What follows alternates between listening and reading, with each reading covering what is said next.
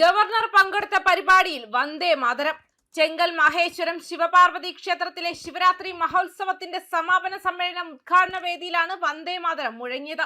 ചടങ്ങുകളിൽ വന്ദേ മാതരം ആയിരിക്കണം ആദ്യം പാടേണ്ടത് എന്ന കേന്ദ്ര ആഭ്യന്തര മന്ത്രാലയത്തിന്റെ ഉത്തരവ് പൂർണ്ണമായും നടപ്പിലാക്കുന്നതിന്റെ ഭാഗമായാണ് വന്ദേ മാതരം ആലപിച്ചത്.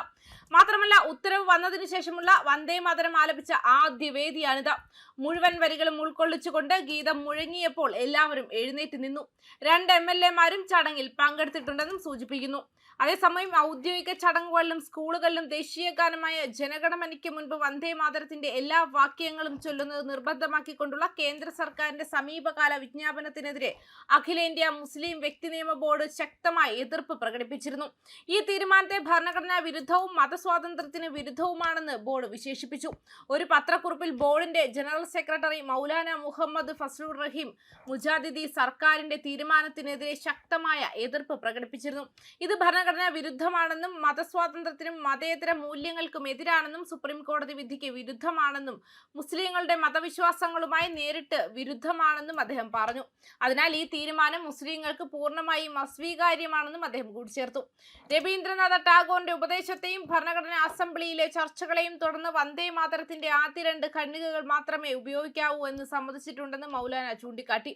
ഒരു മതേതര സർക്കാരിന് ഒരു മതത്തിന്റെ വിശ്വാസങ്ങളോ പഠിപ്പിക്കലുകളോ മറ്റു മതങ്ങളുടെ അനുയായികളിൽ നിർബന്ധിച്ച് അടിച്ചേൽപ്പിക്കാൻ കഴിയില്ലെന്നും അദ്ദേഹം കൂട്ടിച്ചേർത്തു. ബംഗാളിന്റെ പശ്ചാത്തലത്തിലാണ് ഈ ഗാനം എഴുതിയതെന്നും ദുർഗയെയും മറ്റ് ദേവതകളെയും ആരാധിക്കുന്നതിനെയും കുറിച്ചുള്ള പരാമർശങ്ങൾ അതിൽ അടങ്ങിയിട്ടുണ്ടെന്നും അദ്ദേഹം കൂട്ടിച്ചേർത്തു. പശ്ചിമ ബംഗാൾ തിരഞ്ഞെടുപ്പിന് മുന്നോടിയായി ഈ തീരുമാനം നടപ്പിലാക്കുന്നതിന് പിന്നിലെ രാഷ്ട്രീയ പരിഗണനകൾ എന്തു തന്നെയായാലും മുസ്ലിങ്ങൾ ഇത് അംഗീകരിക്കാൻ കഴിയില്ല. കാരണം ഇത് അവരുടെ വിശ്വാസവുമായി നേരിട്ട് വിരുദ്ധമാണ്. പങ്കാളികളില്ലാതെ ഒരു മുസ്ലിം ഏകദൈവമായ അല്ലാഹുവിനെ മാത്രമേ ആരാധിക്കുന്നുള്ളൂ. ഇസ്ലാം ദൈവവുമായി ഒരു തരത്തിലുള്ള പങ്കാളികളെയും അനുവദിക്കുന്നില്ല. മറ്റു ഖണ്ഡികകൾ മതേതര മൂല്യങ്ങളുമായി പൊരുത്തപ്പെടുന്നില്ലെന്നും അവയുടെ പാരായണം പരിമിതപ്പെടുത്തിയിട്ടുണ്ടെന്നും ഇന്ത്യൻ കോടതികൾ വിധിച്ചിട്ടുണ്ടെന്നും ജനറൽ സെക്രട്ടറി പറഞ്ഞു. അതിനാൽ കേന്ദ്ര സർക്കാർ ഉടൻ വിജ്ഞാപനം പിൻവലിക്കണമെന്ന് ബോർഡ് ആവശ്യപ്പെട്ടു. അല്ലാത്തപക്ഷം ബോർഡ് കോടതിയിൽ അതിനെ വെല്ലുവിളിക്കുമെന്നാണ് സൂചിപ്പിച്ചിരിക്കുന്നത്. ന്യൂസ് ഡെസ്ക് കർമ്മ ന്യൂസ്.